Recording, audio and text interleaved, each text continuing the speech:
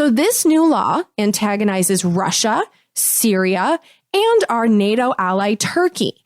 And as it states in the law itself, the reason we weren't allowed to sell weapons to Cyprus in the first place was because we wanted peace on that island. We wanted the island to become one island instead of split in two. And 2 days before Trump signed this into law, Turkey's foreign ministry issued a statement saying that this decision, quote, will have no outcome other than hampering efforts towards a settlement on the island and creating a dangerous escalation, unquote. We can sell weapons to Cyprus and Turkey now. So on one island, they can shoot each other, both sides, with weapons made by us. USA, USA, USA. I am so damn tired of being lied to. I don't think I can deny it anymore. You can stick to your story if you think it flies, but I'm not gonna buy it anymore. Hello, my friend, and thank you for listening to the 207th episode of Congressional Dish. I'm your host, Jennifer Briney. And this is the first episode of 2020. And so happy New Year. Hope all of you guys enjoyed the end of 2019 because goddamn is 2020 turning out to be quite a doozy. I have gotten your messages and I know there's a lot of curiosity about what the is going on with Iran. And I think there is a significant portion of this audience who is hoping that this episode was going to be about Iran. And the truth is, I'm not ready to talk about it, to be honest. At this point, I am watching what is happening. It does seem that we have taken a step back away from World War III for the moment. We'll see how that goes. Honestly, I was pretty scared when all of this was going on. I don't really know what's going on, but my plan is to read the National Defense Authorization Act because one thing that we all know in these turbulent Trump years that we're all dealing with here is that Donald Trump as president is unpredictable. That is the only thing that I can say is absolute truth here is that he is unpredictable. And so therefore, I'm not going to try to predict what's going on here. And I cannot predict what was going on in his head when he decided to assassinate people in the Baghdad airport, including the person who is now being reported as the number 2 in Iran. And I'm not going to pretend to know that I knew who that guy was before all this went down. I had no idea who he was. So I, at this point, think that what is the best course forward for Congressional Dish and how I can help with information, because I don't know who's telling us the truth. I trust exactly no one.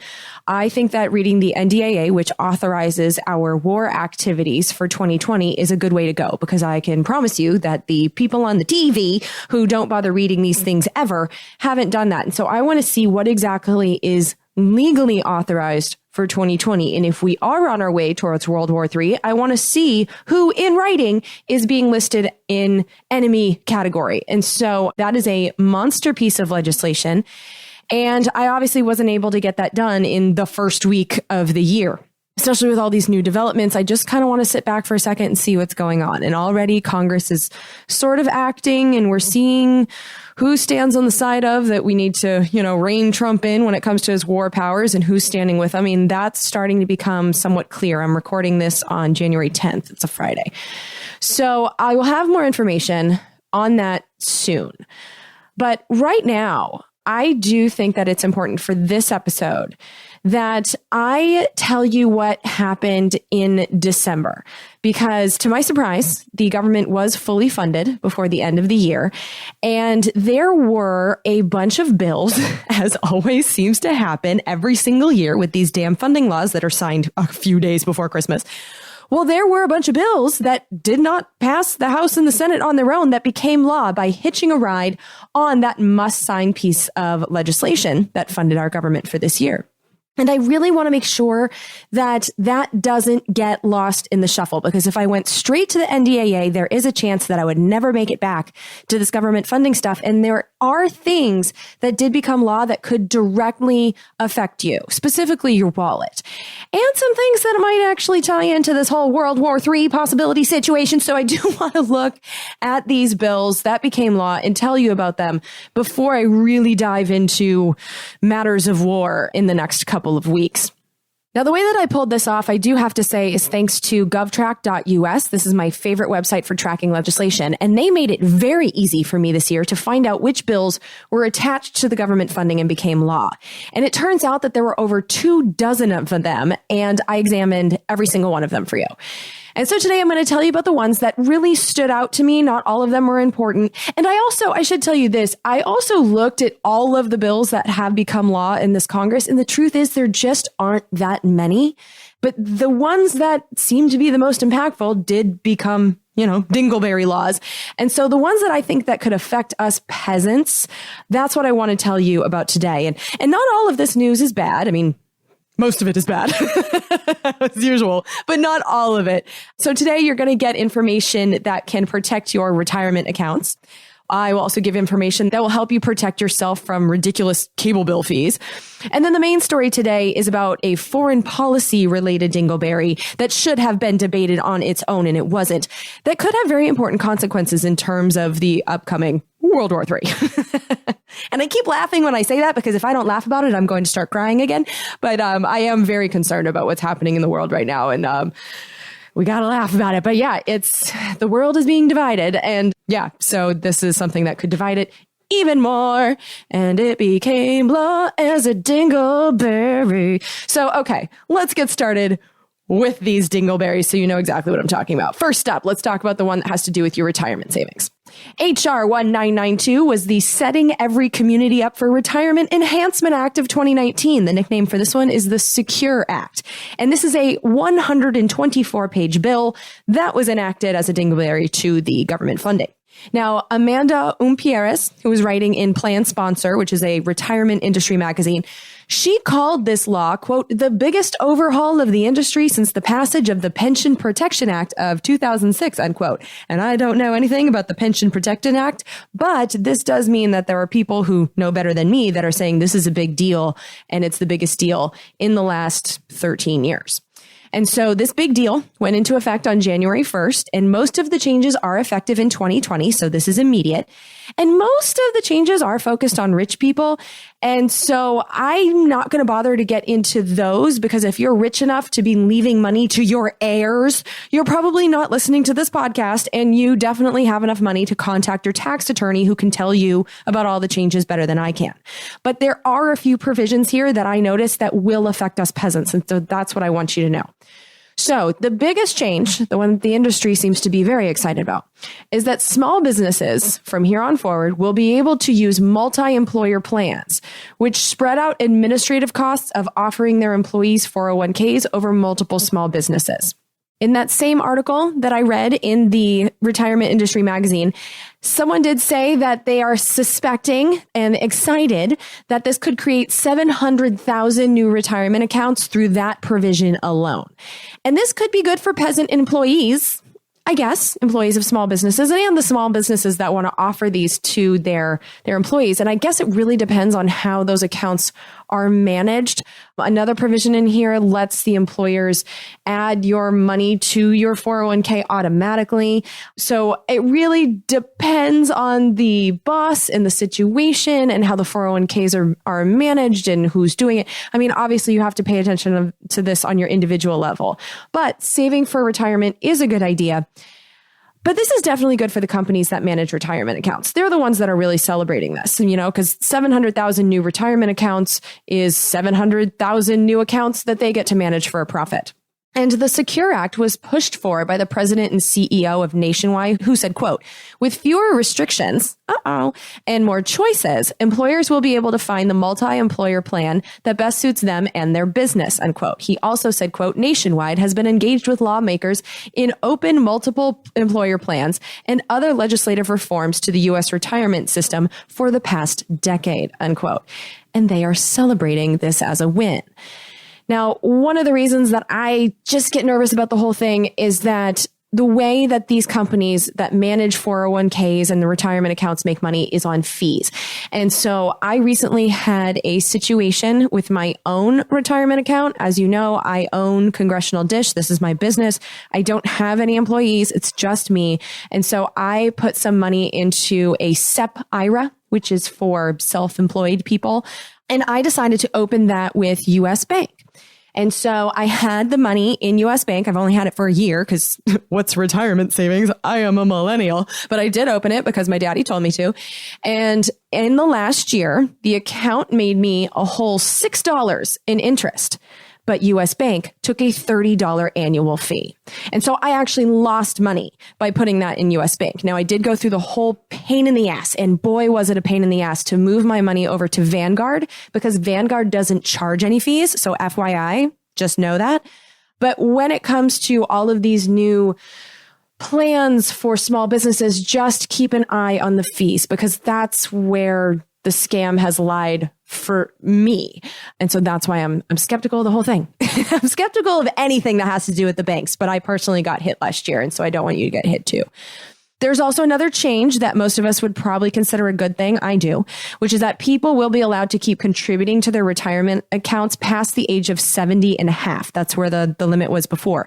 It raises the age when people have to start taking money out of their retirement accounts to avoid a tax hit from age 70 and a half to age 72, unless the person's still working, in which case that person can wait to take their money until after they retire. Also, people over the age of 70 and a half can continue to contribute to their traditional IRAs, and they couldn't do this before. And so you're welcome, boomers. More tax savings for you. On top of this, part-time employees, this is new and also good. People who have worked for a company at least 500 hours per year for 3 consecutive years will be allowed into 401k plans. And it's better than nothing, I guess, if you want a 401k plan. And this bill also closes a tax loophole. So for people lucky enough to inherit unused retirement funds from their parents or someone else, you don't have to get left money by your parents. It can be your sister, your brother, just a friend, whatever. Well, this law sets a 10-year limit on sitting on those funds. So what that means is that you have to withdraw them within 10 years or less to take that money tax-free. The reason they changed this is because there was no limit before, which allowed people to make money on those accounts tax-free for the rest of their lives. And so these basically became tax avoidance vehicles for people who did not earn that money themselves. Now, there are going to be some exceptions to this. So these are the people who can keep the money in the IRA accounts beyond the 10 years tax-free. And that includes people that are surviving spouses. So if Joe kicks the bucket, I get his IRA. Joe's my husband. I get his IRA and I can use it as if it were my own. Seems fair. He's my husband. Also, children under the age of 18, the 10 years for them starts when they turn 18. So basically, they have to drain the account by the time that they're 28. Also, if the money is left to a disabled or chronically ill person, that person can keep it in an IRA for the rest of their lives. And a person who is no more than 10 years younger than the person who died, which is interesting to me. And so, for example, my sister is 2.5 years younger than me. And so if I left her my IRA account, she can store the money tax-free for more than 10 years. But if I give the IRA account to her daughter, then her kid has to drain it in those 10 years. And it kind of makes sense to me because as far as the government, budgeting is concerned, they were never getting those taxes from me because it's my IRA account. And my sister is in the same age range. But then if I were to give it to someone significantly younger, then that means that money's not being taxed a whole lot longer. So this actually makes sense to me. So if you want to leave the IRA to someone and they're within 10 years, so your siblings or whatever, this doesn't apply to them. So it's basically about leaving money to younger people, I guess, and making sure that they take the money out of the tax-free accounts at some point and not leaving it there forever. And speaking of kids, the new law also allows us peasants to take $5,000 loans out of our retirement accounts to pay for birth or adoption expenses. And if you put that money back in the account within a year, then you don't have to pay the 10% early withdrawal tax on it. And I don't know if this is good or bad, But now, like I said before, employers can also auto-enroll their employees into 401ks, diverting up to 3% of that employee's salary. It also increases the cap on the percentage that can be shifted to 401ks from 10% to 15%. So that could be good for people that really want to have that tax savings. But the auto-enroll thing, I don't like the idea of an employer being able to divert our money automatically on our behalf. So I'm a little nervous about that because I've worked for people that I don't trust at all. So yeah, but just know that's possible. Auto enrollment is now a thing. So most of that stuff is probably good. I don't know. I don't really know much about this retirement stuff because I'm a millennial and none of us really think that retirement's going to be a thing for any of us. So I'm really not the most educated person on this. But Kent Smetters, a professor of business economics and public policy at the University of Pennsylvania's Wharton School, well, he is up on the knowledge when it comes to retirement accounts. And he says that there's some industry favors that he considers a minus for us peasants in this new law. And they have to do with annuities. Now, the basic idea behind annuities and what made them popular starting around the Great Depression is that people who are worried about the ups and downs, specifically the downs of the stock market casino, they like annuities because what they do is they allow a peasant to basically put up a certain amount of money now and then get monthly payments guaranteed for as long as the peasant shall live. So it's basically a protection against living too long. It's long life insurance. And annuities are contracts that are made using our 401k money, our retirement money, between us and insurance companies. And these are marketed as investments. And so we're told by bankers that we're investing in something, but that's not accurate. These are contracts, and breaking them can cost a lot of money. And so already, just from that dynamic, we know that peasants are misled when it comes to these annuity things. Their very definition is widely misunderstood. And there are a lot of different kinds of annuities now. Most of them are not as simple as what I just described. And bankers get paid. They get commissions, basically, when they sell these to peasants. And fixed annuities, like the simple ones that I just described, you pay some money and then it gets divvied back on a monthly basis forever. The insurance companies are betting that you're going to kick the bucket early. You're betting that you're going to kick it later. And someone wins in that situation. You win if you continue to stay alive. Those are the simple ones. That's a fixed annuity.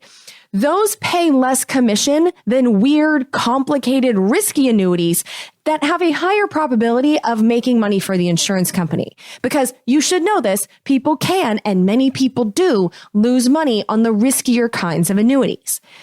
But if a financial planner can trick you into buying one of the riskier kind, everyone on the corporate end makes more money. And so there is a financial incentive to do so. And so the new law is going to allow those higher profit-making, weird, complicated, risky kinds of annuities, these so-called variable annuities, to be included inside employer-sponsored 401ks. Now, variable annuities don't guarantee the amount of payments. It's connected to the market. And so the peasant bears all the risk. And so basically, you, my dear peasant, are gambling just as much as you would be if you had a normal-ass stock market casino-based 401k. But with a variable annuity in the 401k, you're locked into a contract. You have to keep it or you can be penalized. Remember, an annuity is not an investment. It's a contract. And the professor is concerned because he said that variable annuities are expensive and hard for most consumers to understand. Before this law, the safer kind of annuities, the fixed annuities, they were already allowed to be included in the corporate retirement plans. But now these riskier ones will be allowed too. On top of that, the bankers are going to be able to screw with the disclosures in a way that I don't trust. Right now, the bankers are required to tell us how much is actually in our retirement accounts on our statements. But starting now, the bankers will give us, quote, lifetime income disclosure statements, unquote, which will show us how much money we could get each month if our entire 401k balance were used to buy an annuity. And that seems like a legalized, tricky sales pitch to me, designed to get more unwitting peasants to opt into a product that could fuck them over, but make bankers more in commissions and fees. The professor said, quote, this is just going to open up a door to considerable abuse, unquote. And so it appears that bankers specializing in retirement accounts will be able to profit from putting risky products inside of the 401ks of peasants who work for larger companies. Bankers profit, we lose. And adding to my suspicion that this is a banker's profit we lose situation is the lobbying profile for that particular part of, well, this bill. This bill was its own thing. So the lobbying for this bill. When you look at who is paid to lobby for this bill, it's easy to tell who benefits. You know, if it were a bunch of consumer organizations, we would be able to bet that it would be a decent bill for peasants. But the list on this one, holy shit. So MetLife, insurance company, they included this bill on 15 of their lobbying reports. And it's the bill they spent the most of the $1.85 million that they paid 41 lobbyists to work on last year. Then there's New York Life Insurance. They had this bill on 12 of their lobbying reports, which was double the amount of lobbying they did on any other bill with their $3 million lobbying budget for 2019. And then there's Prudential. They had this bill on 10 of their lobbying reports. This bill was their number one priority for their $3 million lobbying budget in 2019 too. Then there's Vanguard. This again was their number one priority. It showed up on 8 of their lobbying reports. They spent $2 million lobbying Congress last year. Then there's USAA. Again, their number one priority was this bill. It showed up on 7 of their lobbying reports. They spent $2.5 million lobbying Congress last year. And the list goes on and on. It was on 6 of AIG's lobbying reports. Charles Schwab had it on 3. Allstate had it on 3. The American Bankers Association, 3 lobbying reports for them. JP Morgan Chase, 3. Bank of America, 2. In total, this was lobbied on by 135 different organizations with names just like these. And so the bottom line is watch out. The bankers really wanted this one, and they don't want something that badly unless it can make them a lot of money, and they'd be making money at our expense. Now, a version of this did pass the House back in May, so the people that represent us in the House of Representatives did get to weigh in on this bill, and all but 3 representatives voted for it. The only 3 that voted against it were Republicans Tom Massey of Kentucky, Chip Roy of Texas, and independent Justin Amash of Michigan. But this never got a vote in the Senate. And at 124 pages, I couldn't look at this in close detail, but I do know that the version that passed the House of Representatives and the version that became law are not identical, for what that's worth. Okay, so now let's move on to the next dingleberry, which is H.R. 5035, the Television Viewer Protection Act of 2019. And this is the one that has to do with cable fees. Now, recently, Consumer Reports estimated that fees on our cable bills could be generating $28 billion a year for cable companies, which works out to $450 a year in extra fees for each one of us who are still suckers who are paying for cable. Well, starting on June 20th of this year, unless the Federal Communications Commission grants a 6-month extension, which they could do, but regardless of what the FCC decides by the end of this year, cable and satellite TV companies will have to tell us the total price of their service, including all the bullshit fees, all the charges, all the taxes, and when their promotional discounts will expire. They have to tell us this in writing within 24 hours after we sign up for their service. After they give us that full price disclosure, we then must be allowed 24 hours to cancel those services with no penalty fees, which is a better situation than we have now. But it's also kind of a favor to the cable companies. It's one of those situations where they're like, we're going to help the consumers, but we're going to let the cable companies trick the consumers, because we should be able to know the full price before we sign up, not after. And so this whole arrangement in law helps the cable companies, because a lot of us will just forgive the extra hidden fees that pop up in those 24 hours because we've already gone through the pain in the ass hassle of signing up. We've done the research. We've contacted the guys. Sometimes we have to go into their fucking offices and pick up a bunch of equipment. And if we've already done all that stuff and they're charging us an extra $10 a month, there's going to be a lot of us that just go, fuck it, fine. And so that's why I consider this a favor to the industry, because for what it's worth, the House version of this bill, the Democrats version, they wanted to require the full price to be disclosed to us before we sign up, which is the thing that makes sense. The requirement for the disclosure to happen 24 hours after we sign up was a Republican idea that came from the Senate. And the business-friendly Republican idea is the one that made it into law. Also, this applies to TV providers and not to internet service providers. This is important.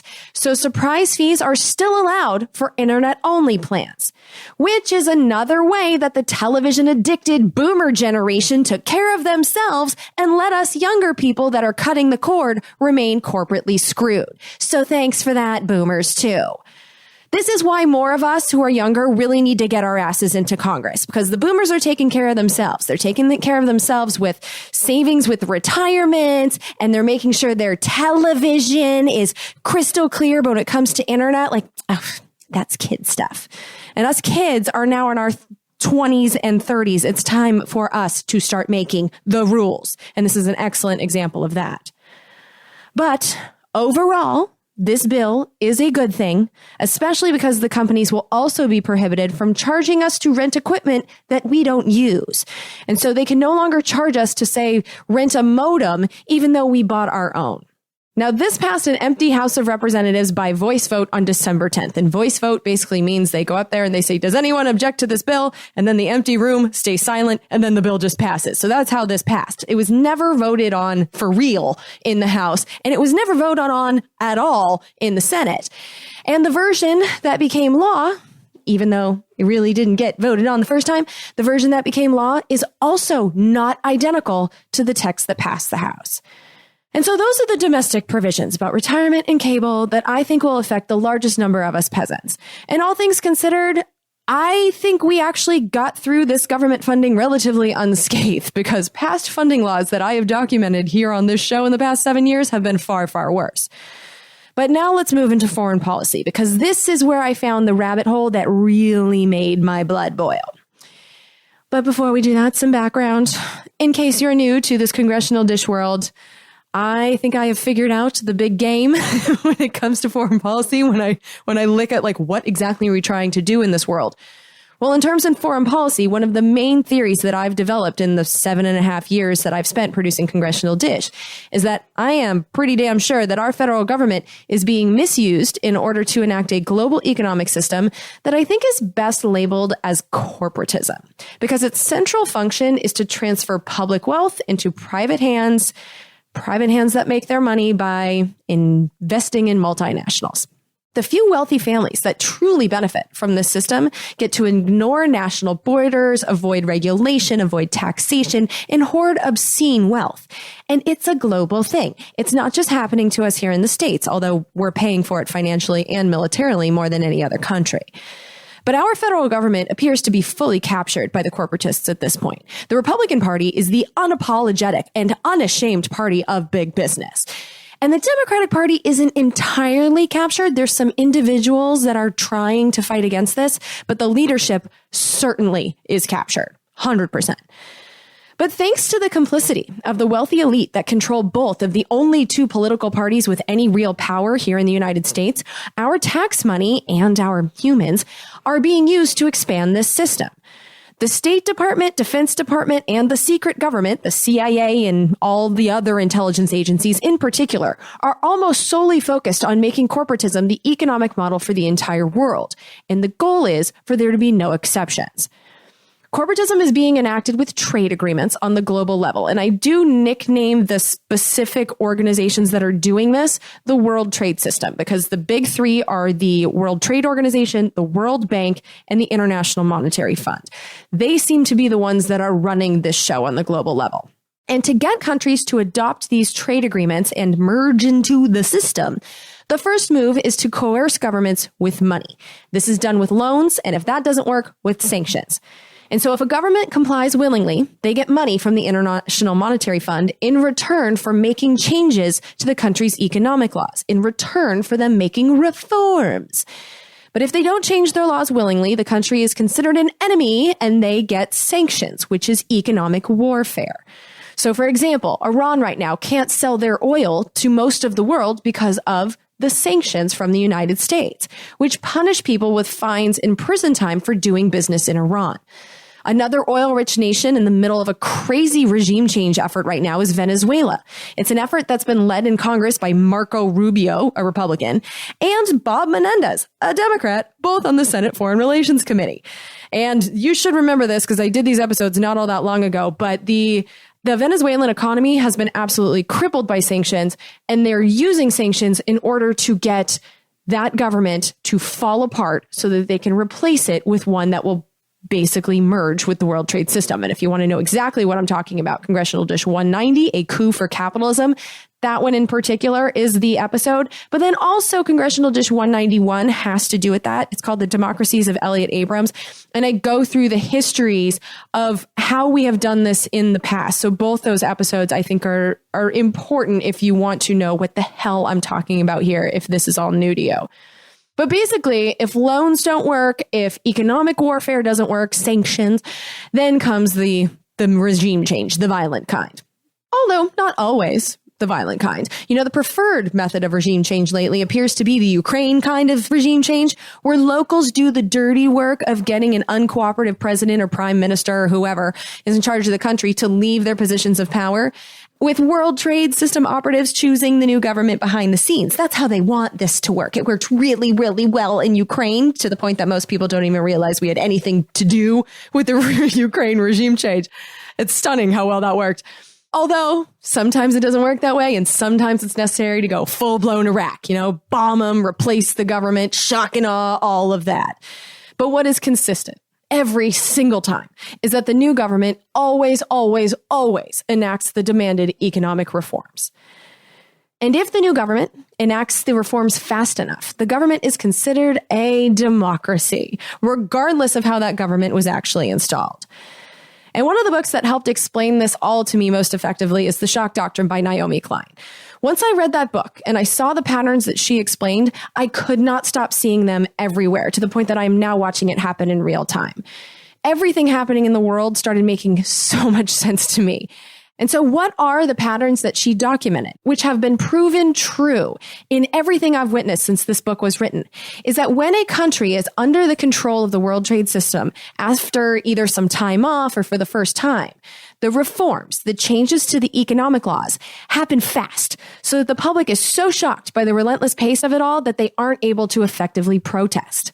And I actually think that we're seeing a form of this happening right here, right now in the United States, with the changes that are being enacted by the Trump administration. Because every single day, it seems like there's something big happening in the news, and it's overwhelming for every single one of us. And much can be done within government when the public is too overwhelmed to deal, too overwhelmed to even continue to pay attention, and therefore we're way too overwhelmed to actually get out in the streets and protest. And by the time that we even know that something has happened, the Interior Department has been dismantled, or apparently the Department of Agriculture, as many of you have emailed to tell me.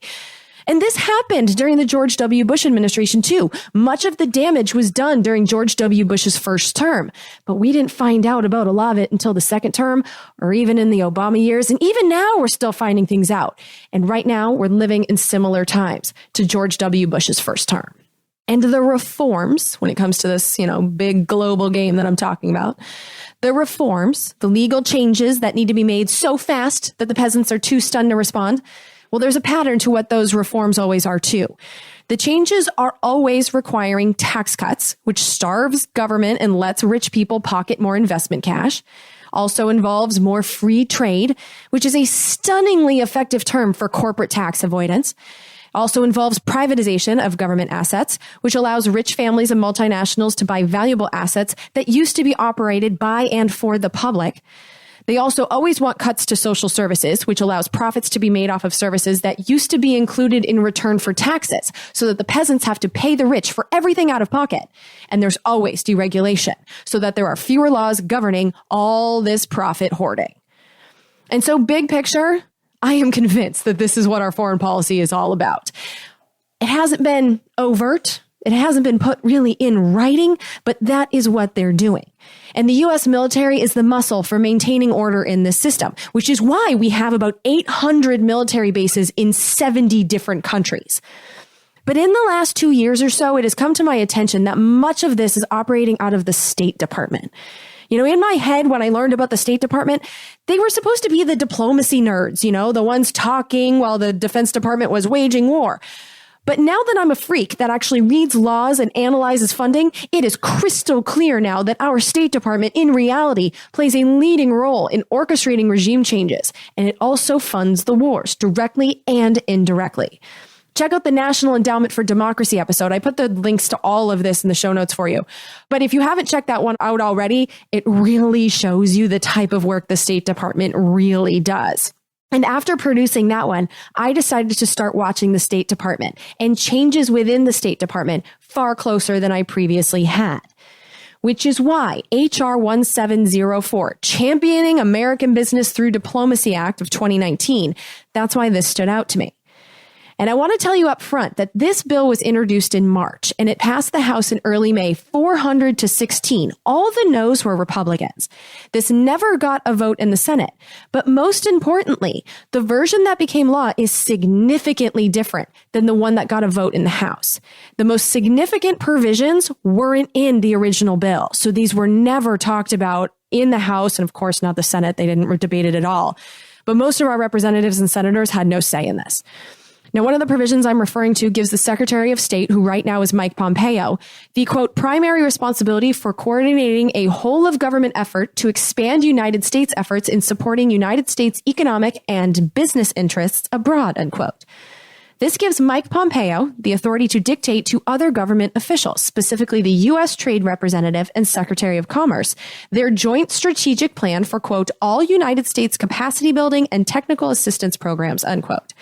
In creating this plan, Pompeo has to create a, quote, trade expansion advisory committee, unquote, that includes, quote, selective representatives of the private sector, unquote. And so who's that? Who fucking knows? We don't know who from the private sector they're specifically referring to that are going to make policy with Mike Pompeo, the trade representative and the Secretary of Commerce.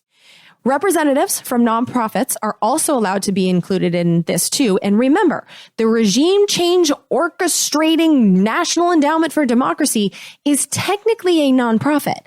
And so we don't know who those people could be either.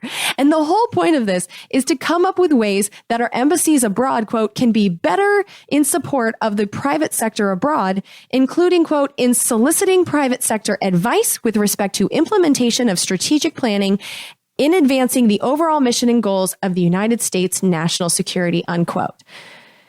When the Secretary of State creates plans for these trade expansion initiatives, the embassy mission teams they are required to create them with private sector representatives and use their recommendations in their reforms.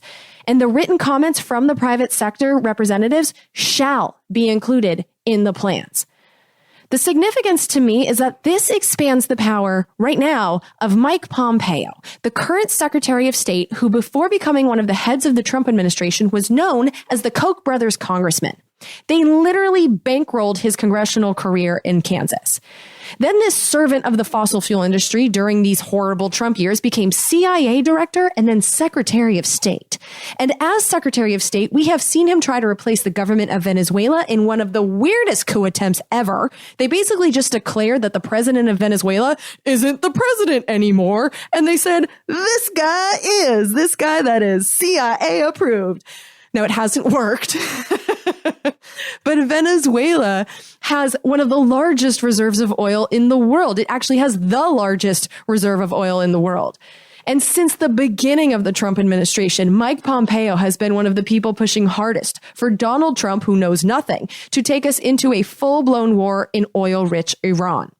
I don't trust Mike Pompeo as far as I can throw him. And this new provision in law might give him more power. I'm not entirely sure about that, but it definitely makes it crystal clear that our State Department is working for the multinationals. The entire point of this provision is to give these private sector multinationals seats at the policy determining table. This is a merging of our government officially with the private sector, and I don't fucking like it at all. Government is the only power strong enough to police the private sector. But here we're seeing it become official policy that our government is to serve the private sector, to do the bidding of multinationals and require them to be allowed to literally write our foreign policy rules. And what makes me most suspicious is that none of that was in the version of the bill that passed the House of Representatives. I have no idea who wrote it, where it came from, and I have no way to find that out. So this is why government by dingleberry is such a big problem. Now, the part of the bill, it's now law, that our representatives thought they were voting on includes a provision that creates a new position at the State Department, Assistant Secretary for Economic and Business Matters. This person will be responsible for, quote, matters pertaining to international economics and business matters in the conduct of foreign policy, unquote. So there's going to be a whole new position in the State Department, a person solely dedicated to the advancement of corporatism. So before this whole theory that I was talking about, it was just kind of like, well, this is what they do, but it's not official. They're making it official. There's also a provision about State Department training, so training for people that work there. And what this provision says is that the Secretary of State, with assistance, again, from the private sector, shall add training for officers in the Foreign Service, so the chiefs of mission and deputy chiefs of mission, quote, with particular attention to market access and other elements of an enabling framework for United States businesses, unquote. Now, United States businesses, that's a propaganda name. They're multinationals. These businesses have no loyalty to us whatsoever, but we're going to be opening markets for them, coercing or forcing countries to allow them to take resources and profit, and all high-ranking officers in the Foreign Service now are going to be trained on how to do that. It's now officially a core part of their job responsibility. So, if we weren't sure about my theory before, there you go. In one interesting side nugget from this provision, though, it lists the part of the government, other than the State Department, of course, that support multinationals with getting into other countries. And some of these are news to me. So the list includes the Department of Agriculture, Department of Commerce, Department of Treasury, the Import-Export Bank of the United States, the Millennium Challenge Corporation. The only thing I know about that is it was created during the very business-friendly George W. Bush administration. So I think that's a rabbit hole for a future day. There's also something called the Trade and Development Agency. There's also the U.S. Agency for International Development. We definitely know that's involved. And the U.S. International Development Finance Corporation. What is that? So the mission of expanding corporatism has infected more agencies in our government than I realized. And so I'll be paying attention to anytime I hear those names from now on. And then the last part of the new law that was included in the bill that passed the House of Representatives is a new report. So it's just a report, but it needs to be created jointly by the Secretary of State and Secretary of Commerce. So Mike Pompeo and obscenely rich guy Wilbur Ross. Well, those two must create this report, and it has to be posted once per year on a U.S. government website, and it has to be public. And the report has to include information about doing business in every country, the background on those political environments, information about how to sell crap in that country, information about how multinationals get paid in that country. Also needs to say the industries making the most money in that country, has to give information about the country's laws, including dispute resolution laws included in their international treaties and the trade agreements.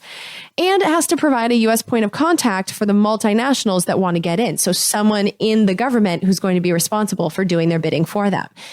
And the reason I find this fascinating is that this basically does the job of international consultants for them. I mean, really, that's what international consultants get paid to do, is collecting all this information and being experts on it and giving this wisdom to the multinationals. And that's what they make their millions for. Well, now our taxes will pay for the State Department to do their work for them. And the House overwhelmingly approved of that.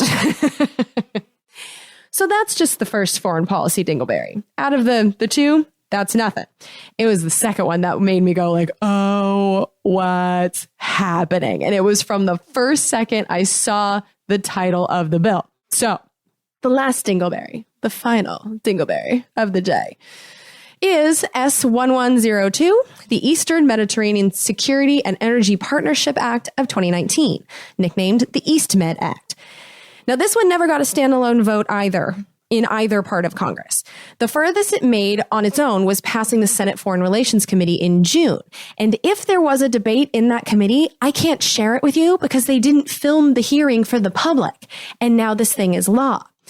And so when I saw, I guess the title didn't really say anything to me. It was the sponsors, because I found out very quickly that this was written by Senator Bob Menendez of New Jersey and Little Marco Rubio, which you might remember are the two people that are very much involved in trying to regime change Venezuela. So when you see those two partnering up on something that has to do with energy partnership, that is a big uh-oh. And then you see like what this bill is about. Their summary of it says, quote, a bill to promote security and energy partnerships in the Eastern Mediterranean and for other purposes, unquote. And my spidey sense was on point on this one, because this is a bill that almost no one in Congress got to debate or vote on. And it is a bill about expanding the burning of fossil fuels and using our tax money and military to protect the fossil fuel industry assets, helping them to rake in their profits. So first, one of the functions of the new law is to establish in legal writing the official foreign policy of the United States, which is now, quote, to strongly support the completion of the trans-Adriatic and Eastern Mediterranean pipelines and the establishment of liquefied national gas terminals across the Eastern Mediterranean as a means of diversifying regional energy needs away from the Russian Federation, unquote. So that's the goal. New pipelines to get gas to Europe, pipelines that do not originate in Russia. And to do this, the official U.S. policy is now to, quote, support diplomatic efforts with partners and allies to deepen energy security cooperation amongst Greece, Cyprus, and Israel to encourage the private sector to make investments in energy infrastructure in the Eastern Mediterranean region, unquote.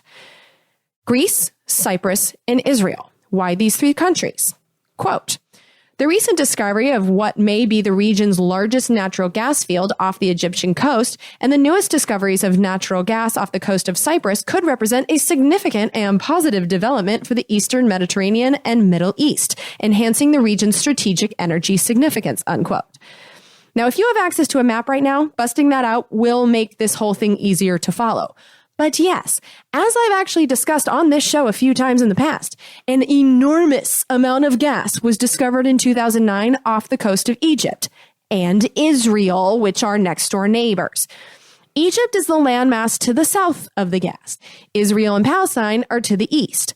And just side note here, the gas is usually referred to as Israel's, but the Palestinians have rights to that too. They have land on the coast, which is a source of conflict, and that's a rabbit hole for another time. And so for today, when I say Israel, it's because they are a part of this law. They're named in this law, and they're a part of this story. But I am aware of, and you should be too, Palestine's claims to some of the gas off of its shores. But I'm just going to leave that there because, like I said, another rabbit hole for another day. But anyway, big bunch of gas under the sea, Egypt to the south, Israel to the east.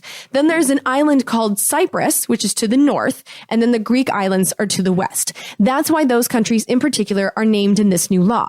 They all surround the treasure chest full of fossil fuel gas underneath the Eastern Mediterranean Sea. But as with everything in that region of the world, things are complicated, especially on the island called Cyprus.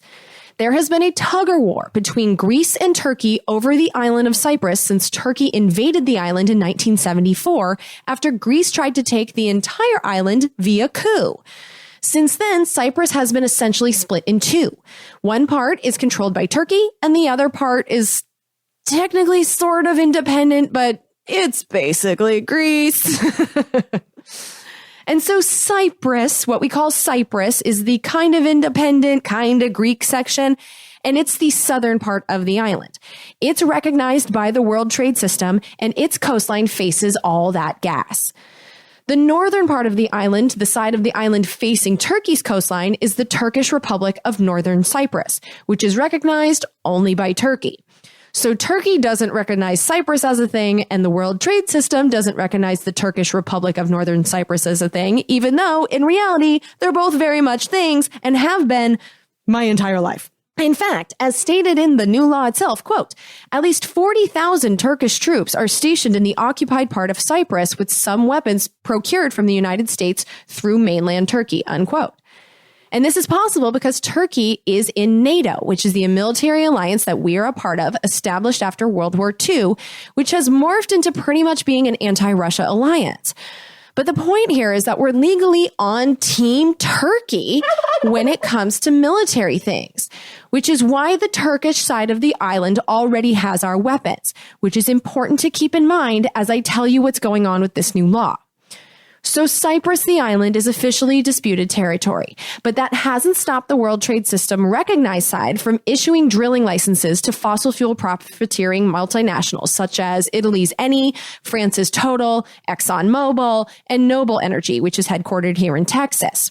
In 2018, Turkey physically stopped the Eni ships from drilling. And recently, just this past October, Turkey sent drilling ships escorted by the Turkish Navy to search for oil and gas around the island. And the World Trade System countries are pissed at Turkey for interfering with their profit making, even though legally Turkey is the ally, not Cyprus. Which brings me back to this new official United States policy, which says, quote, the energy exploration in the Republic of Cyprus's exclusive economic zone and territorial waters furthers United States interests by providing a potential alternative to Russian gas for United States allies and partners and should not be impeded by other sovereign states, unquote. Sovereign states like our NATO ally Turkey. That's who they're referring to. But even though Turkey is legally our military ally, the new law says, quote, United States officials have assisted the government of the Republic of Cyprus with crafting that nation's national security strategy, unquote. And it says, quote, the United States government provides training to Cypriot officials in areas such as cybersecurity, counterterrorism, and explosive ordnance disposal and stockpile management, unquote. And then this law takes that a big step further. This is from the law, quote, despite robust economic and security relations with the United States, the Republic of Cyprus has been subject to United States prohibition on the export of defense articles and services since 1987. The 1987 arms prohibition was designed to restrict United States arms sales and transfers to avoid hindering reunification efforts, unquote. And so we haven't been legally allowed to sell weapons to Cyprus since 1987, probably because their main beef is with one of our NATO allies. But this law, which was not debated or voted on by itself in Congress, lifts that embargo. We are now able to sell weapons to Cyprus. But there's a catch. Because one of our new policies, thanks to this new law, is that we are, quote, to urge countries in the region to deny port services to the Russian Federation vessels deployed to support the government of Bashar al-Assad in Syria, unquote. So, clearly, Rubio and Menendez haven't given up on the Syria regime change. Obvious because they included that new policy in their undebated new law. But as far as Cyprus is concerned, they are allowed to get weapons from the United States now if the president certifies that the Cyprus government is denying Russian military ships access to their ports for refueling and servicing. And Cyprus is right off the coast of Syria. So this new law antagonizes Russia, Syria, and our NATO ally Turkey. And as it states in the law itself, the reason we weren't allowed to sell weapons to Cyprus in the first place was because we wanted peace on that island. We wanted the island to become one island instead of split in two. And 2 days before Trump signed this into law, Turkey's foreign ministry issued a statement saying that this decision, quote, will have no outcome other than hampering efforts towards a settlement on the island and creating a dangerous escalation, unquote. Because this Cyprus thing right now is not our only beef with Turkey. Beef with Turkey. Sounds like my Christmas dinner. Sorry, this is serious. Cyprus is not our only issue with Turkey right now.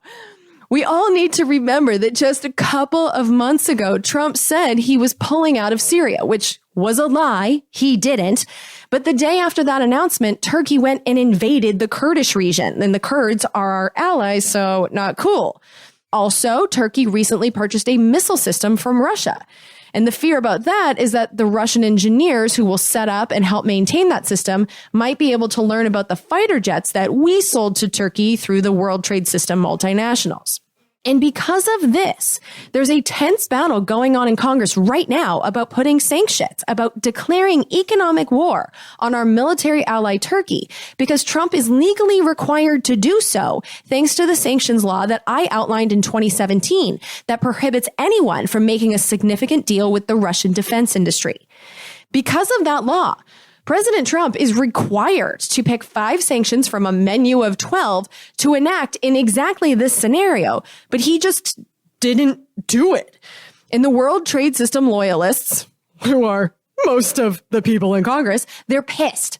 And so a bill declaring economic war, enacting sanctions on our NATO ally Turkey, passed the Senate Foreign Relations Committee in December. And it was co-authored by Democratic Senator Bob Menendez, the same guy who wrote this fucking dingleberry allowing weapons to be sold to Cyprus. So Bob Menendez clearly supports the policy of telling our ally Turkey to go fuck themselves. But Bob Menendez is the senator from New Jersey, and there are 49 other states in this union. The decision to further piss off Turkey by selling weapons to Cyprus, which Turkey said would lead to a, quote, dangerous escalation, unquote, risks our alliance with Turkey, which is a big fucking country and a big fucking deal. And Congress didn't debate it. This bill passed one committee and then just became law. Governing by dingleberry is one of the most infuriating ongoing congressional scandals, a sin committed by both parties every damn year. And it's so far off the mainstream radar that it's like the Bermuda Triangle of government scandals. Makes me insane. Obviously.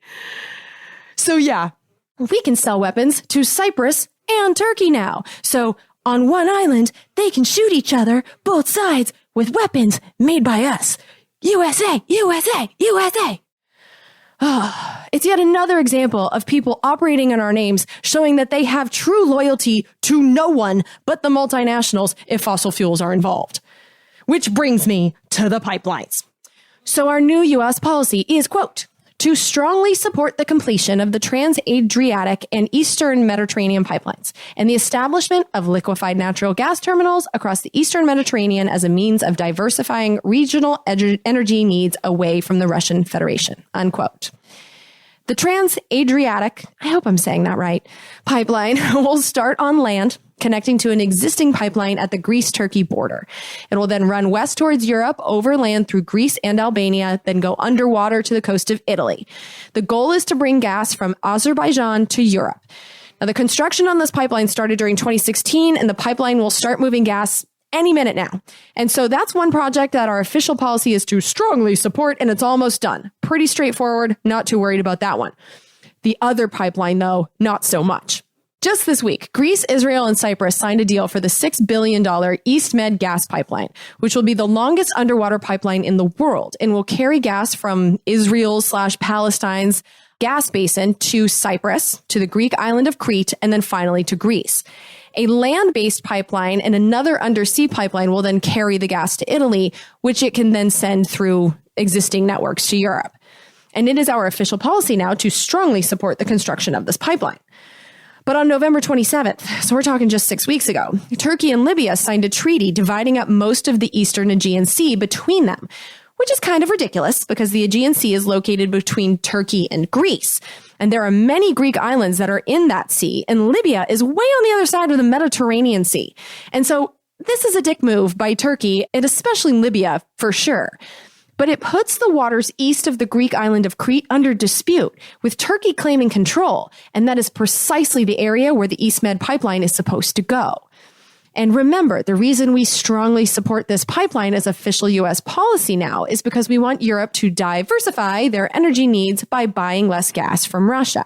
But just this week, Russia and Turkey turned on the Turkish Stream pipeline that runs through the Black Sea and will deliver Russian gas through Turkey and to Turkey, and then also carry gas to Europe.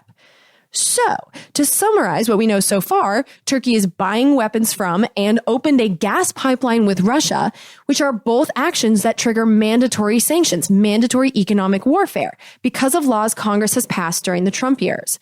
And now the U.S. is selling weapons to a country, Cyprus, that is in a territorial conflict with our NATO ally Turkey. And that's not all. This new law says that it's U.S. policy, quote, to support robust international military education and training programs with Greece and the Republic of Cyprus, unquote.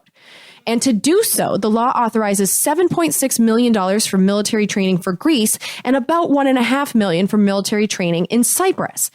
So we're selling Cyprus weapons and training their military.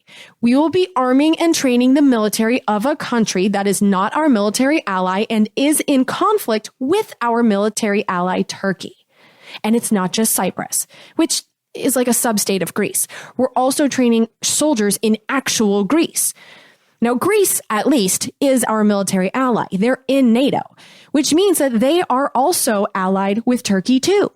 In fact, Greece and Turkey entered NATO the same year, so they've been in it together for a long time. But like I just said, Turkey just 6 weeks ago claimed the Aegean Sea, the sea between Greece and Turkey, as largely its own by treaty with Libya. And by doing so, Turkey is claiming the rights to all of the gas that might be found under that water. And the Turkish energy minister has confirmed that Turkey intends to start drilling in that water. This is all about fossil fuels too. And a December 5th article from Al Jazeera pretty much says it all. The headline is, quote, Greece and Turkey closer to armed conflict, unquote. And we are allies with them both. But this bill, now law, passed by Dingleberry with no debate in Congress, seems to pick a side. Because the only other time that Turkey is directly mentioned in the funding law is a provision in the State Department section prohibiting the sale or transfer of weapons to Turkey unless they extradite some people here for trial, which is a rabbit hole I didn't have time to jump down. And the only time they're mentioned in the Defense Department section is another prohibition, which is that the U.S. is not legally allowed to sell Turkey any F-35 fighter jets. But when it comes to Greece, this law says it's U.S. policy, quote, to maintain a robust United States naval presence and investments in the naval facility at Suda Bay, Greece, and develop deeper security cooperation with Greece to include the recent MQ-9 deployments to the Larissa Air Force Base and United States helicopter training in central Greece, unquote. MQ-9s are Predator drones, the kind we use to kill people, which means that Greece recently started allowing us to keep our evil drones on their land. And we're also using Greek land to park our Navy ships and train our helicopter pilots. And on top of that, we're also buying Greece weapons. The law also says that Congress wants Greece to, quote, receive robust support under the European Recapitalization Incentive Program implemented by the Department of Defense, unquote. And this is a pot of money worth $190 million for 6 Eastern European countries, including Greece. And to get the money, the countries have to get rid of their Russian weapons, promise not to buy any new ones, and use their money to buy weapons from so-called American multinationals. And if the motive for that isn't crystal clear already, this new law makes it U.S. policy, quote, to support efforts by countries in the region to demobilize military equipment supplied by the Russian Federation in favor of equipment provided by NATO and NATO allied member countries, unquote. So basically, Greece is being offered a piece of a $190 million pot of our tax money that gets funneled through 6 governments to the military-industrial complex. And it's not a part of our official war budget. This fund is hidden within the huge multi-billion-dollar foreign military financing fund at the State Department. So it's additional war money disguised as diplomacy money. So let's be really clear about that. But the idea behind this $190 million fund is to get these countries addicted to U.S. weapon systems so that they have to keep coming back for parts, maintenance, and complementary weapons. And because it's funded by the Foreign Military Financing Fund at the State Department and not on its own, I have no way to know if more money was added to it this year. But the State Department's 2020 budget proposal said that they intend to do so. And as far as Greece is concerned, Greece has already been offered $25 million at least from this money pot for buying weapons from the so-called U.S. weapons makers.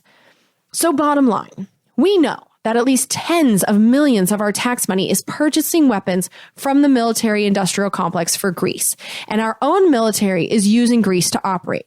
At the same time, we're prohibiting some military transfers to our other NATO ally, Turkey. This should have been debated in Congress. I'm obviously pissed that it wasn't. That decisions this important about who is and who is not our military ally are being able to be made by Senators Rubio and Menendez basically on their own. But this whole thing made me wonder, what the hell is going on in Greece? Because just a few years ago, in 2015, Greece went through a major economic crisis. The short backstory, not getting fully into that, is that Greece was in debt due to banker fuckery. Let's just leave it at that for now. But as is always the World Trade System playbook, the International Monetary Fund offered Greece billions of dollars in IMF loans, which the IMF said very plainly it was lending Greece to, quote, support the country's economic reform program, unquote, which included a sell-off of their banks, rails, ports, utilities, and airports to multinationals. In 2015, though, the Greeks resisted this, like for real resisted this. The people protested the sell-offs. They voted in a government that said no. They didn't want their social services cut. They protested the reforms. And for a while, their government fought the World Trade System vultures. But then after that, Syria happened and Trump happened and shit happened. And I just stopped paying attention to Greece. Until this bill, when I see that we're now military training and arming Greece. So clearly, something has changed. Well, as of 6 months ago, as of July 2019, there's a new guy in charge in Greece.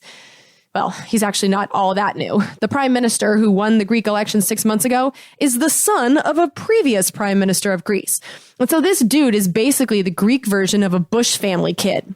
But for a Greek guy, Kyriakos Mitsotakis sure spent a lot of time learning side by side with the elites in the U.S. At Harvard, first, where he got his bachelor's degree, Stanford, where he got his master's degree, and Harvard again, where he got his MBA.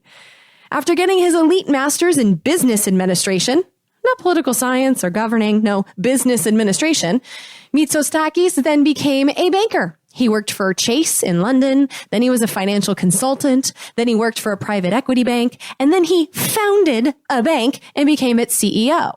That was his life before being elected to the Greek parliament, and now his new job as Greek prime minister. And he came to Washington, D.C. this week. And I didn't go looking for this. This was just what was on C-SPAN 3 while I was eating my breakfast on Tuesday. I eating my breakfast sando, turned on the TV and was like, oh, this interview is directly connected to what I'm researching this week. And so I sat there and I watched the whole thing.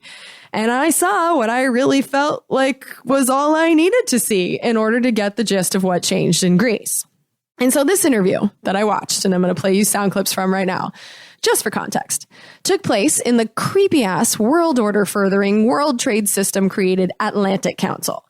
And just to give you an idea of the type of people that are on the Atlantic Council and were in this room, some of the names you might recognize on the board of directors include Stephen Hadley, which is one of Baby Bush's national security advisors and current Raytheon board member, which is the company that makes the MQ drones of death that we are now housing in Greece. Also on the board is Michael Chertoff, who is the first Secretary of Homeland Security ever, and who is now the chairman of the board at BAE Systems, another multinational specializing in weapons of war.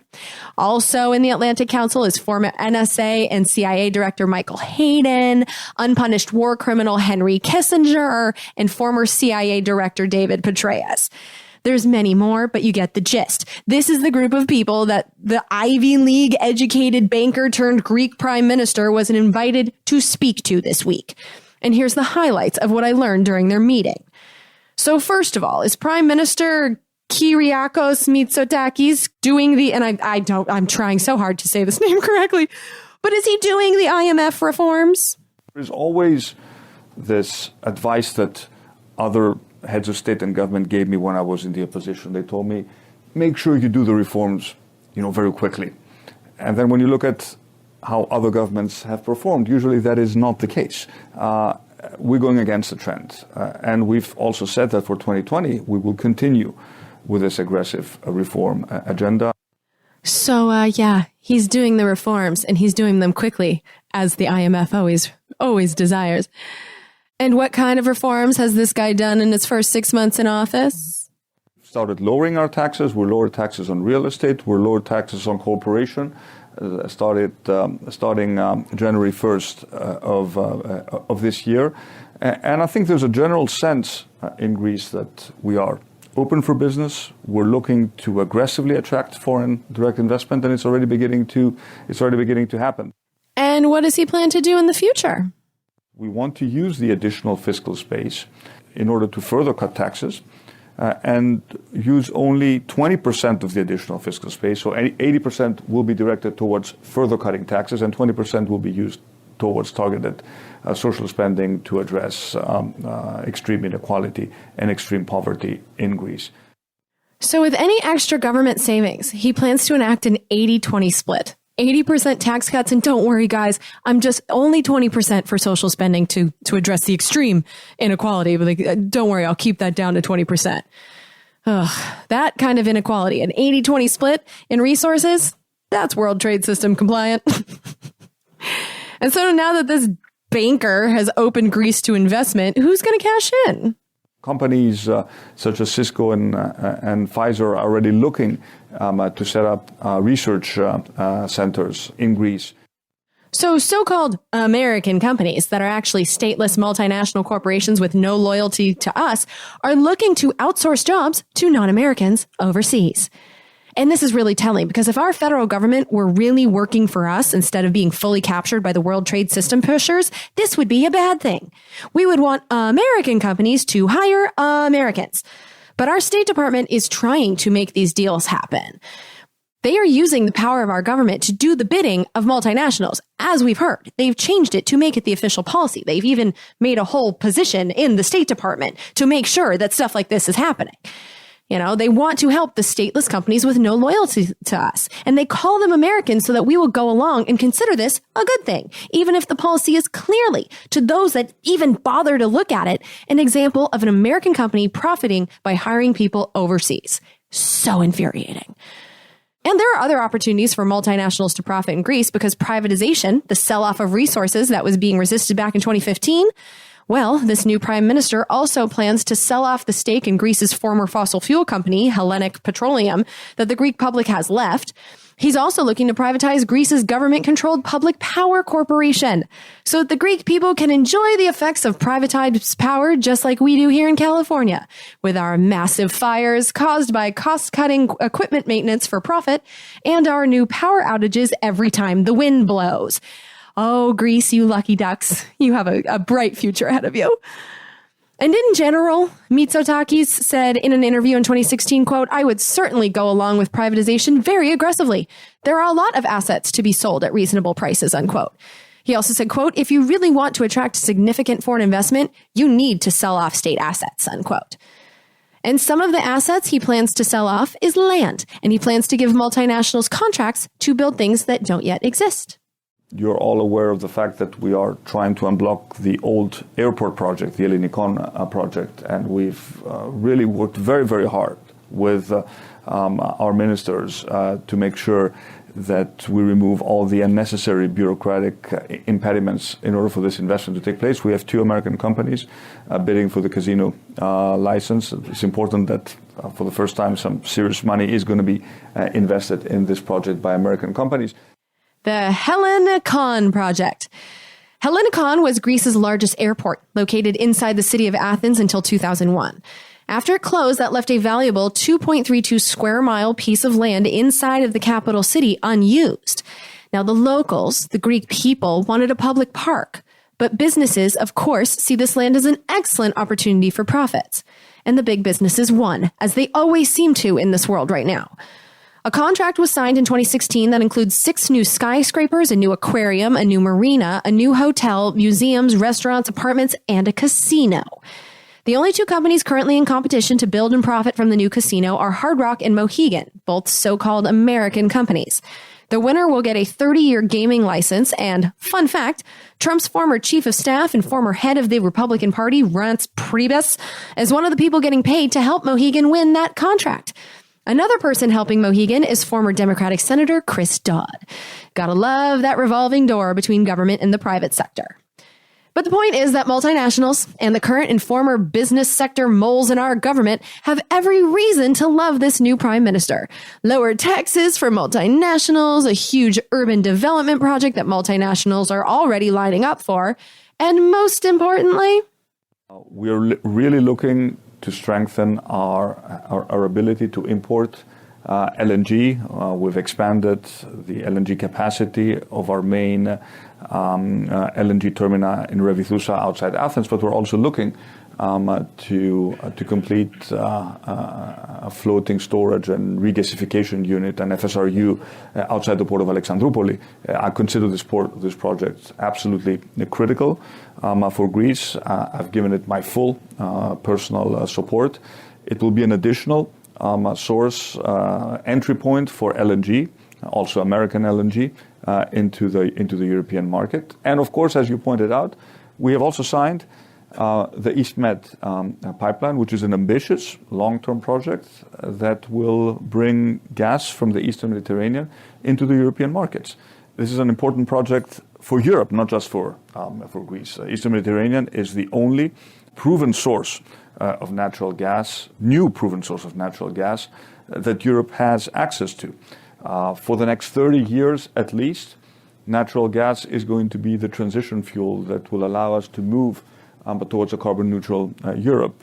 This is also important for Greece and our energy transition. And I think the countries of the region have taken the important geopolitical decision that the best way to get this gas out of the region is through a pipeline that will go through Cyprus, Greece, end up in Italy. So this is an important statement of intent, and we're very, very happy that we signed the project in Athens a few days ago.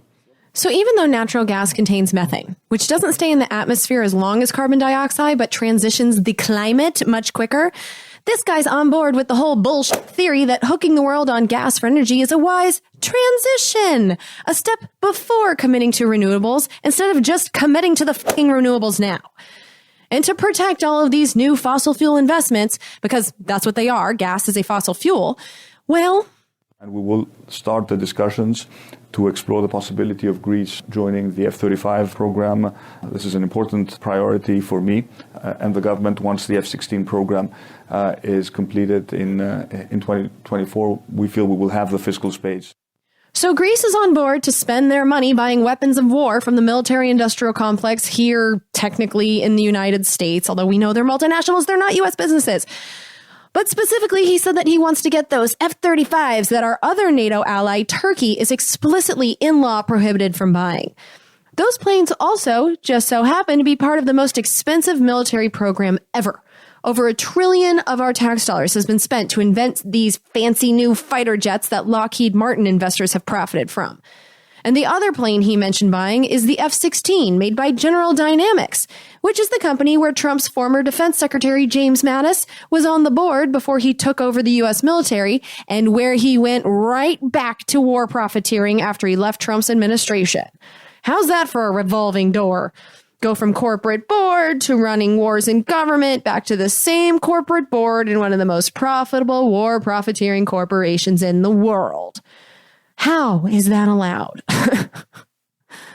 But regardless, Greece has certainly changed in the last 5 years. It's now clearly being governed by a corporatist, willing to change his country's laws quickly to match the World Trade System's demands. In fact, they don't even need to demand it. He's a banker. He's on board. But the thing is that we're on a team. We're on Team NATO, which means we're on Team Turkey.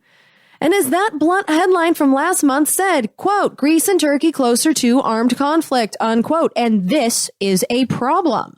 It is unacceptable within the context of an alliance to have one ally member clearly provoke another ally. I'm clearly referring to Turkey and the activities by President Erdogan, and that this is something which, within the context of an alliance, should not be brushed aside, because the general approach of NATO has always been, okay, we have two ally members.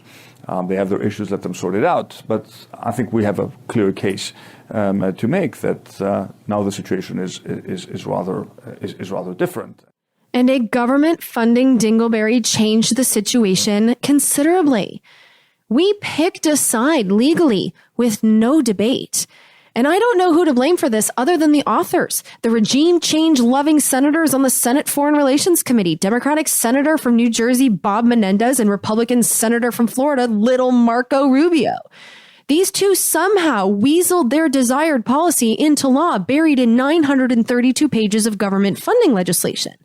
And I don't know if the rest of our representatives and senators even know this is in there. And if they did, I don't even know if they would care. But now you know. And Turkey definitely knows. They warned the United States not to do this 2 days before Trump signed it into law. And so as we see the battle lines for World War III continue to be drawn, remember this when you hear news stories about Turkey. There's a lot of them, and you're going to start seeing them everywhere soon. And this is crystal ball here time. This is a guess, but I think there's good reason to think that Turkey may flip, and soon, and move over to team Russia, China, Iran, team the multinationals. And so let's just be aware of that. It's just one more thing that I think we should know. And that's all I have for you for today. And so, like I said, as far as government dingleberries go, I mean, these weren't great, but we've seen funding laws with far worse. So I guess that can be our silver lining. I know we're living in crazy times. And I don't know what to do about it other than to just keep trying to figure it out. And so that's why the next episode, I won't be able to turn this around in the usual 2 weeks because the NDAA is a beast to read. And so my goal is to have this done by the Super Bowl. And so hopefully I can pull that off, but it won't be a quick turnaround. I really need to tear through this law and find out what Congress has authorized in our matters of war. But in the meantime, I will release a thank you episode for all the people that have paid for this podcast over the holidays.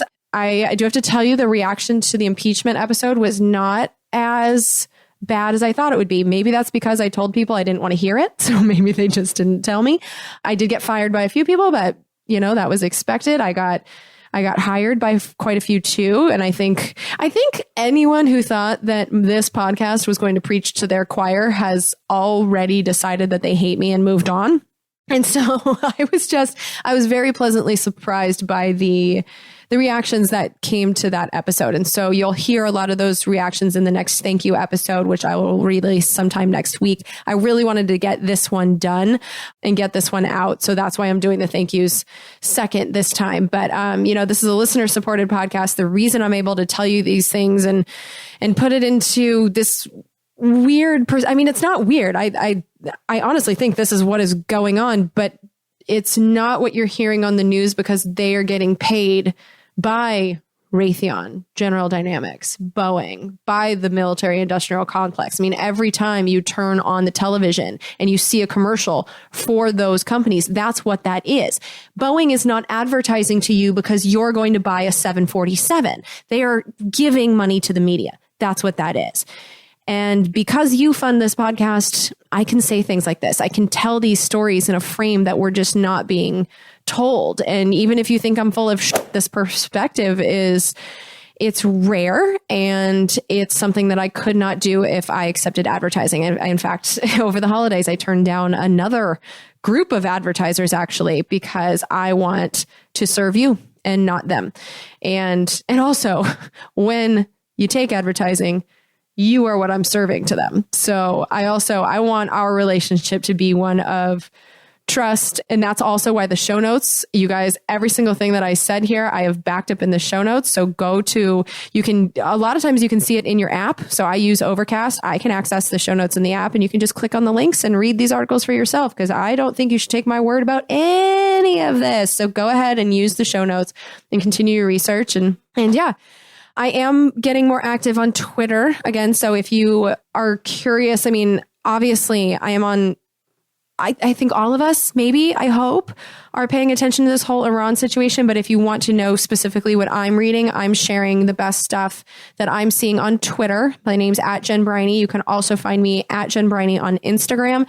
And if you like the show and you want me to keep doing it, it would be very much appreciated if you use any of the donation links that are in the show notes to fund the podcast. And we have a bunch of different options. You have PayPal and Patreon and Venmo and Zelle and lots of options. The monthly ones right now are really helpful. Oh, and by the way, the only one that doesn't charge fees are Venmo at the moment. That might change soon, but paper checks. Those are, people ask me all the time, what's my favorite? Favorite is paper checks. But whatever works for you is what works for me. The only thing that doesn't work for me is when people don't pay for the podcast, because obviously I'm doing this full time. I need to earn a living. I need to pay the people that help me do this podcast because I work for myself, but I have contractors that do the editing and put together the thank you list. And I have an accountant. And yeah, there's money that needs to be paid to make these episodes happen. So thank you for being on the team. If you're already on the team, please join it. If you're not, and talk to me on Twitter. That right now is where I'm having the conversations. And like I said, I'm working on the NDAA. So if you have anything you want me to see related to war, that's where I need you to send it to Twitter, because I use the like button as a way to save things. So that's another thing I should tell you about my Twitter. If you say something to me and I like it, I'll usually just comment back. I don't like things and use it as a like button. That little heart saves articles. So if you go to my profile and you click on those are the things that I'm saving. So if you want to read some interesting stuff, go and check out the likes that I've collected, because when you send me a good article that I want to use in a future episode or just stuff I want to hold on forever, that's where I'm holding on to it. So that's another good resource for you too, in the meantime, between now and when I get the NDAA episode out. But I'm with you that I am nervous about all of this too. And let's just hope that cooler heads prevail. And if they don't, let's get our asses out in the street and protest this. Because one of the things that really did upset me is that didn't happen when we thought World War III was on the doorstep. People didn't protest in the numbers that we needed them to. So yeah, I'm not thrilled with what's happening in government. I'm not thrilled with our own behavior. I'm nervous. I'm scared. And yeah. But we're all in this together, so at least we have that. All right, going to wrap this up for today. Stay happy, stay safe, and I'll talk to you guys soon. Take care. Bye-bye. We're surrounded now by liars coming at us through our TV screens. We don't have a domestic spying program. They're content to fight in black and white despite the many in-betweens. We got a president who plays with the facts. And then he waves a flag to cover his tracks. As if a lie is alright, if the end will justify the means. Now we are so damn tired of being lied to. The polar ice caps aren't going away. We don't think we can deny it anymore.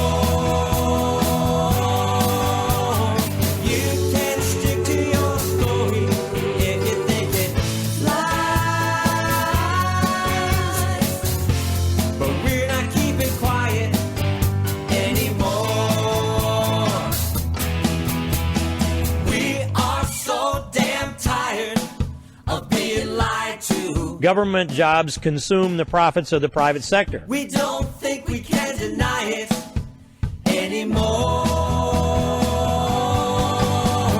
You can stick to your story if you think it flies. But we're not keeping quiet anymore. Now we're not keeping quiet. These bills represent common sense, bipartisan solutions that actually solve problems.